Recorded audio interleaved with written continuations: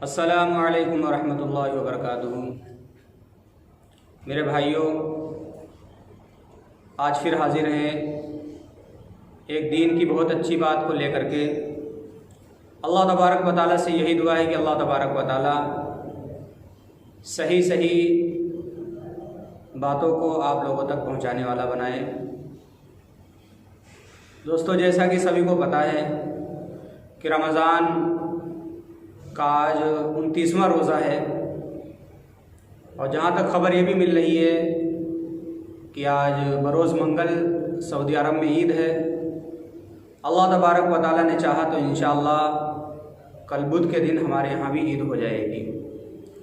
तो उसी की मुनासिबत से हाज़िरी हुई है ताकि आप लोगों को बतला दिया जाए कुछ ईद के बारे में कि ईद का त्यौहार क्यों मनाया जाता है और ईद के दिन कौन कौन सी चीज़ें मसनून हैं और ईद की नमाज़ कैसी पढ़ी जाएगी, ईद की नियत कैसे की जाएगी।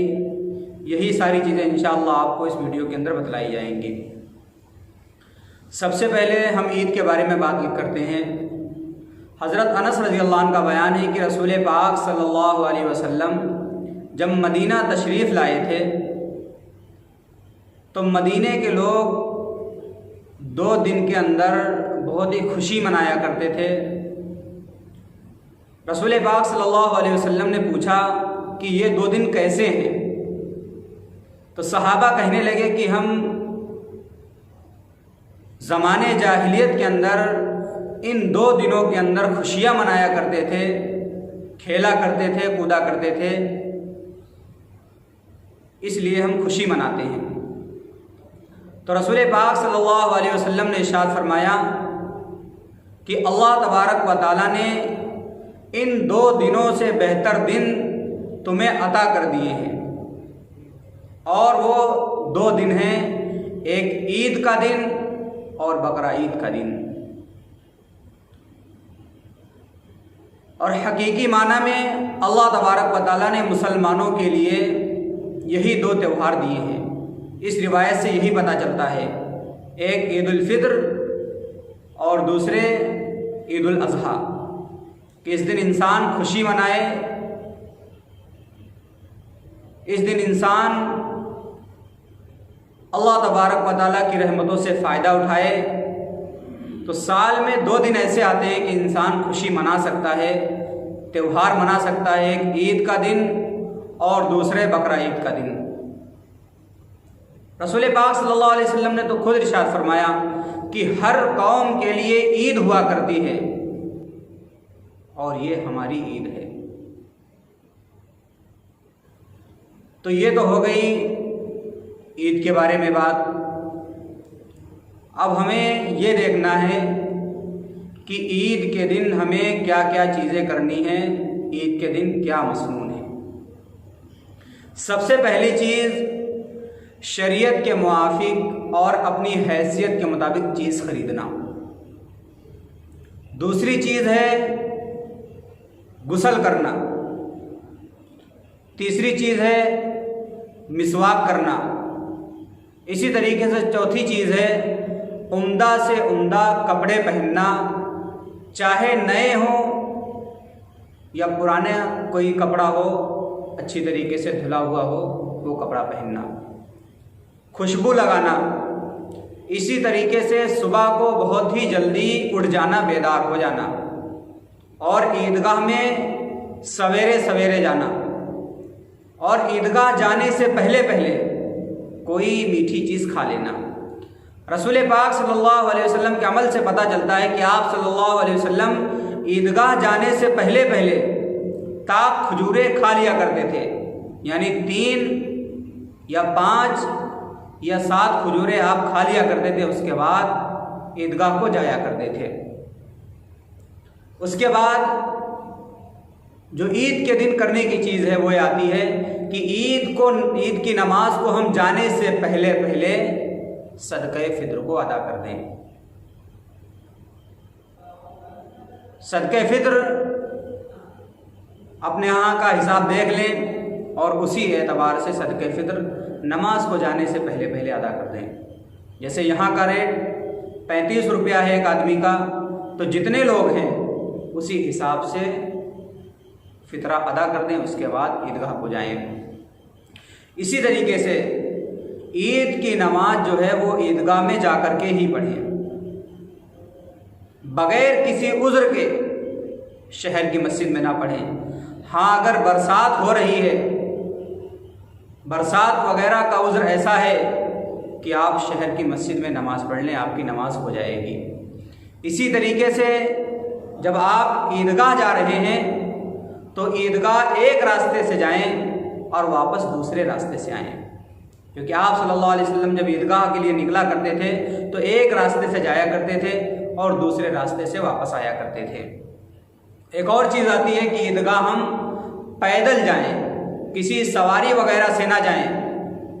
और एक चीज़, ईदगाह में हम जाते हुए रास्ते में तकबीर कहते हुए जाएं, अल्लाहु अकबर अल्लाहु अकबर ला इलाहा इल्लल्लाह अल्लाहु अकबर वलिल्लाहिल हम्द। ये तकबीर कहते हुए हम जाएं ईदगाह को। इसी तरीके से जब हमें तकबीर कहें तो ईद उल फित्र में हमें धीमी आवाज़ से तकबीर कहनी चाहिए। तो ये कुछ मसनून चीज़ें थी जो आपको बतला दी गई।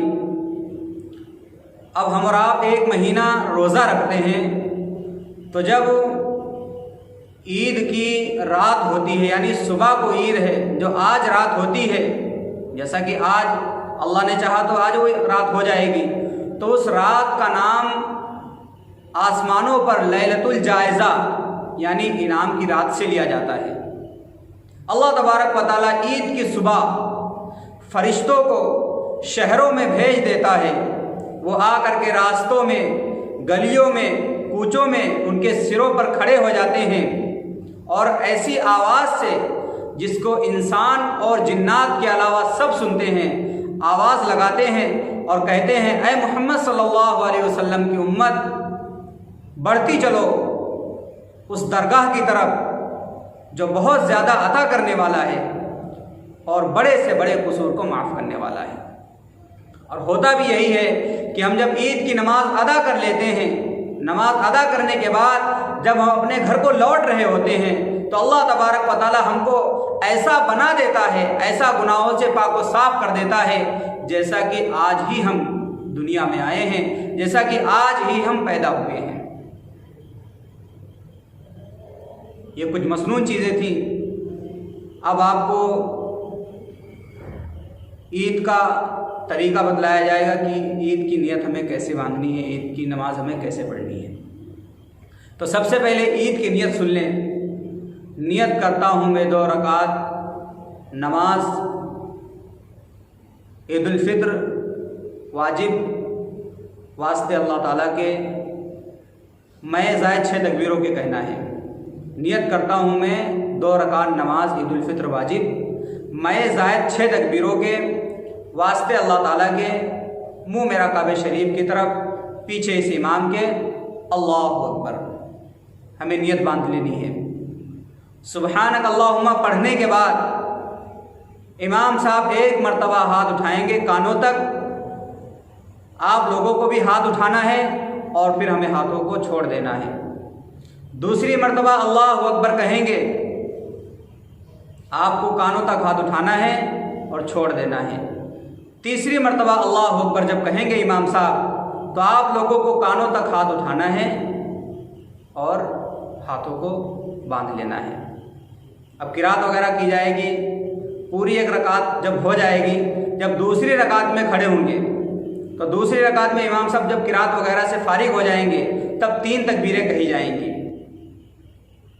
पहली तकबीर जब कही जाएगी तो आप हाथ को उठाओ और छोड़ दो। दूसरी तकबीर पर भी ऐसा ही करो, तीसरी तकबीर पर भी ऐसा ही करो, और जब चौथी तकबीर कही जाए तो आप रुकू में चले जाओ और बहस्बे दुस्तूर नमाज को पूरा कर लो। ये था नमाज ईद का तरीका। बहुत से जगहों पर यह होता है कि ईद की नमाज हो जाती है, उसके बाद खुतबा होता है, फिर दुआ होती है।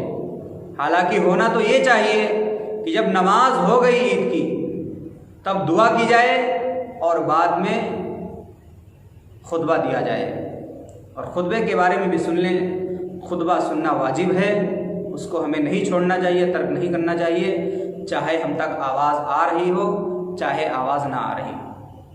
तो मेरे भाइयों, मैं उम्मीद करता हूँ कि आपको जो जो चीज़ें बतलाई गई हैं